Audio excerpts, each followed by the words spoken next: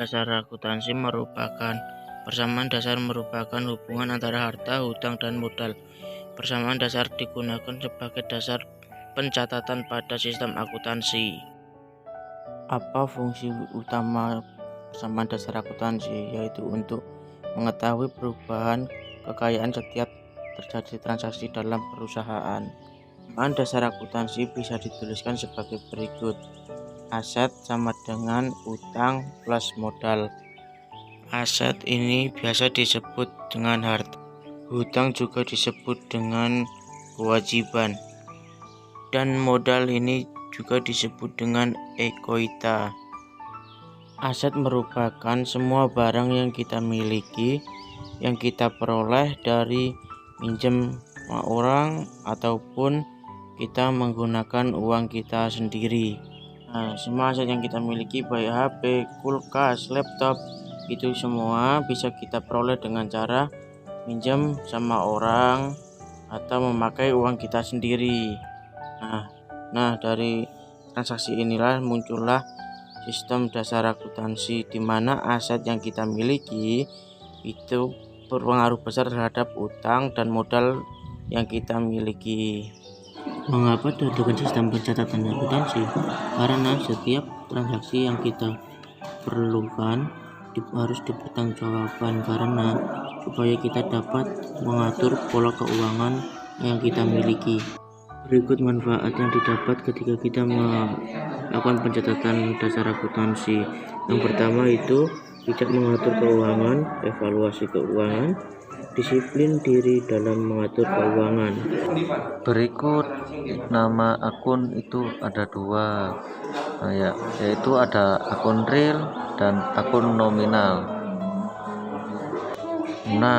Jadi ada juga namanya pembagian akun. Yang pertama itu ada akun real, akun nominal. Akun real itu ada harta, utang, modal, dan nominal itu ada pendapatan, beban. Di dalam akun harta tersendiri itu ada 3 bagian. Yang pertama, harta lancar, harta tidak berwujud, dan harta tetap. Harta lancar, harta yang dapat dicairkan kurang dari sama dengan 1 tahun. Misal itu seperti kas, piutang, perlengkapan, persediaan barang dagang. Harta tetap sendiri, harta yang berwujud atau manfaat lebih dari 1 tahun dan tidak dijual kembali, misal peralatan, kendaraan, dan lain-lain. Hutang adalah sejumlah uang atau dana yang dipinjam oleh perusahaan pada perusahaan lain. Perusahaan wajib melunasi sesuai waktu yang telah ditentukan. Di dalam akun hutang terdapat 2 jenis, yaitu hutang jangka pendek yang dapat dilunasi dalam kurun waktu kurang dari 1 tahun, jangka panjang yang dilunasi dalam lebih dari jangka 1 tahun. Liquidity, pemilik dana memiliki kebebasan untuk menarik sejumlah dana dari perusahaannya untuk keperluan pribadi yang disebut dengan prive. Jadi prive itu berbeda dengan korupsi. Jika prive, perbedaannya ada pada sistem pencatatan sesuai kondisi. Kalau prive, jika korupsi, tidak ada sama sekali sistem pencatatan yang sesuai. Selain prive, ada juga yang dinamakan dengan beban.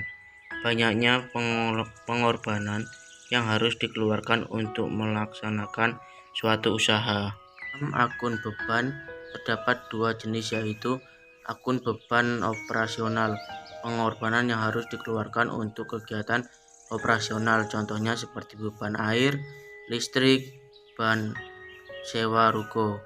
Adalah beban yang harus dikeluarkan di luar dari kegiatan operasional perusahaan, contohnya pendapatan sewa, pendapatan bunga. Di dalam pendapatan sendiri itu dibagi lagi menjadi 2, pendapatan operasional dan pendapatan non-operasional. Pendapatan operasional, pendapatan yang didapat dari kegiatan utama perusahaan operasional. Non-operasional, pendapatan yang didapat dari luar kegiatan operasional perusahaan, contoh pendapatan sewa dan lain-lain.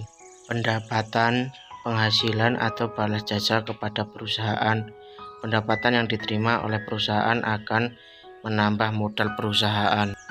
Catatan akuntansi, harus terdapat minimal 2 akun yang dapat berubah. Contohnya, Bambang menyetorkan modal berupa uang tunai sebesar 1 juta. Jadi yang bertambah itu modal Bambang 1 juta dan uang kas Bambang sebesar 1 juta. Tujuan diadakannya akun, yang pertama itu mengelompokkan transaksi sesuai jenisnya. Yang kedua, sumber informasi setiap data keuangan. Yang ketiga, mempermudah memantau pertumbuhan aset atau